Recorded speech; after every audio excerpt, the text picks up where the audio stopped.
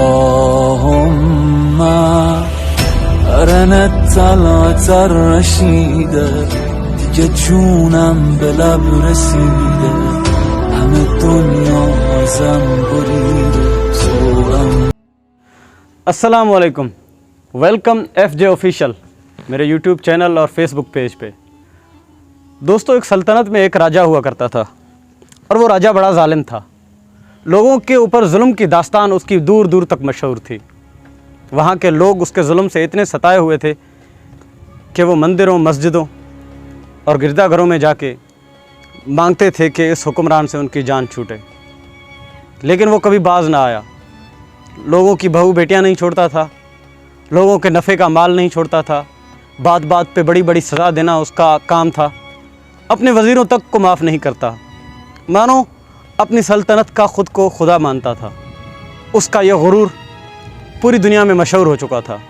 ایک دن وہ بادشاہ جنگل میں گیا شکار کے۔ ایک دو دن کے بعد جنگل سے شکار سے واپس جب ہوا، تیز دوڑاتا گھوڑا اپنے محل میں داخل ہوا۔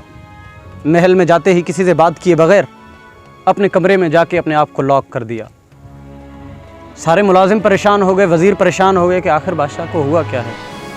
اس کے پیچھے جو لوگ گئے تھے وہ بھی ابھی تک نہیں آئے، اور بادشاہ نے کچھ ہی دیر بعد وزیر کو اندر بلایا۔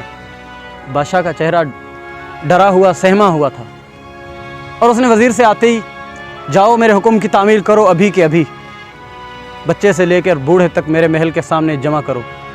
میں اپنی غلطیوں پہ پشیمان ہوں، میں لوگوں سے معافی مانگنا چاہتا ہوں۔ جب سے میں اس سلطنت کا بادشاہ بنا ہوں، راجہ ہوا ہوں، میں نے ہر ایک پر ظلم کیا ہے۔ میں اس ظلم کی تلافی تو نہیں کر سکتا، مگر ہاں میں پشیمان ہوں، ہاتھ جوڑ کر ان سے معافی مانگوں گا۔ وزیر کے من میں کئی طرح کے سوال تھے۔ وہ بادشاہ سے پوچھنا چاہتا تھا کہ آخر ہوا کیا، لیکن بادشاہ کی جو حالت تھی، اس حالت کی بنا وہ پوچھ نہیں سکے، اور حکم کی تعمیل کرتے ہوئے گھوڑے دوڑا دیے۔ جہاں جہاں تک اس بادشاہ کی سلطنت تھی، جہاں تک ان کی حکومت تھی، وہاں تک لوگ بھیج دیے، اور تاکہ لوگ جمع ہو سکیں۔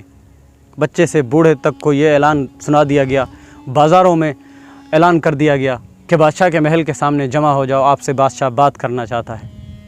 کہیں نہ کہیں سے لوگوں تک یہ بات پہنچ چکی تھی کہ بادشاہ معافی مانگنا چاہتا ہے، مگر لوگ جو سالوں سے بادشاہ کے ظلم اور ستم سے تنگ تھے، وہ لوگوں کو یہ بات ہضم نہیں ہو رہی تھی کہ وہ بادشاہ جس نے جوانی سے بڑھاپے تک ہمارے اوپر ظلم کیا ہے، وہ آج کیسے بدل سکتا ہے۔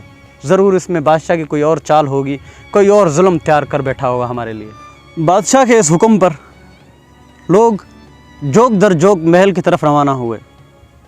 ایک بڑی تعداد محل کے سامنے جمع ہوئی اور بادشاہ اسٹیج پہ آئے۔ جیسا کہ وزیر سے بادشاہ نے کہا تھا میں لوگوں سے معافی مانگنا چاہتا ہوں، وہی الفاظ بادشاہ نے لوگوں کے سامنے دہرانا شروع کیے۔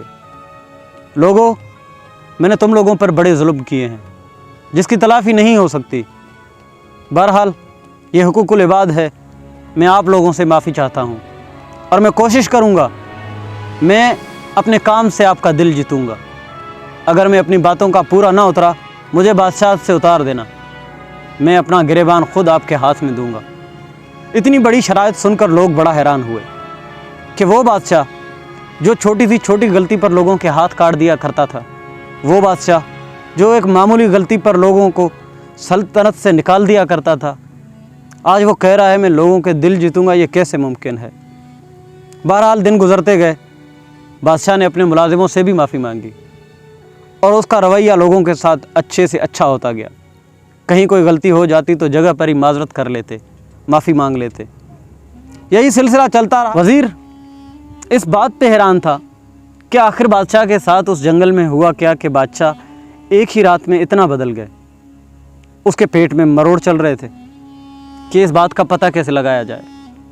آخر وزیر نے ہمت کی اور بادشاہ کے کمرے میں چلا گیا اور کہا حضور، اگر جان بخشی جائے تو ایک سوال کر سکتا ہوں۔ بادشاہ نے کہا جی کہو، کیا بات ہے؟ تو کہنے لگے جب آپ شکار سے واپس آئے تو آپ بدلے بدلے سے ہیں۔ آپ نے پوری رعایا سے معافی مانگ لی، آپ نے ایک ایک بندے، ایک ایک شخص سے معافی مانگ لی۔ میں یہ جاننا چاہتا ہوں کہ جنگل میں ہوا کیا تھا۔